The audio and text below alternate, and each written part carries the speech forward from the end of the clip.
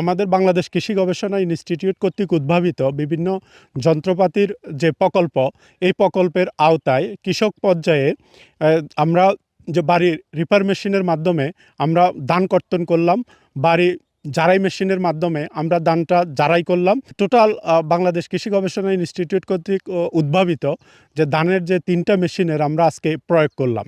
কৃষকরা যদি তাদের কৃষি লেবারের মাধ্যমে ধান কর্তন করত, ধান মাড়াই করত এবং ধান জারাই করত, তাদের প্রচুর পরিমাণে টাকা খরচ হতো, কৃষি লেবার ব্যবহার হইতো।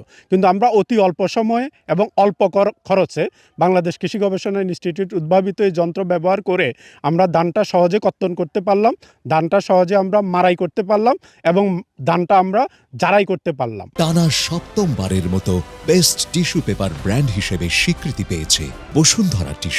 আমরা এই অঞ্চলে এই কৃষকের দুঃখ কষ্ট এবং কৃষিকে লাভবান করার জন্য আমরা গত 2000 সাল থেকে এই পার্বত্য জেলায় বাংলাদেশ কৃষি গবেষণা ইনস্টিটিউট কাজ করে যাচ্ছে। বান্দরবান পার্বত্য জেলার সদর এবং রুমা এই 2টাই উপজেলায় এই ধরনের যন্ত্রপাতির যে প্রকল্প, এটা কৃষকের কাছে যথেষ্ট পরিমাণে ভালো সাড়া পেয়েছি। আজকের আমরা এখানে বান্দরবান সদর উপজেলার টঙ্গাবতী এবং সুয়ালক এই 2টা ইউনিয়নের 120 জন কৃষককে আমরা এখানে জড়ো করেছি।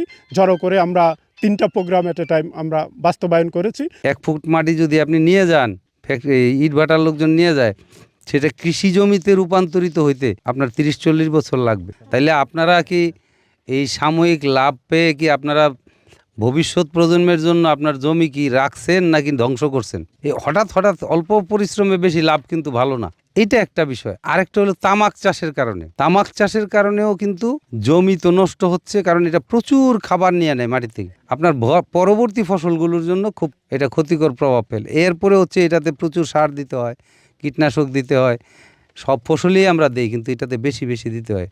এই মাটি নষ্ট হয়ে যায়। তামাক পোড়াইলে কিভাবে পরিবেশের ক্ষতি হয়? তামাকের চুল্লি আছে না, ওটাতে আগুন দিয়ে পোড়াইতে হয় না? তাহলে এই যে কাঠ, ডালপালা এগুলো লাগতেছে, ধোঁয়া উঠতেছে, এই ধোঁয়ায় কি পরিবেশের ক্ষতি হয় না? হয় না।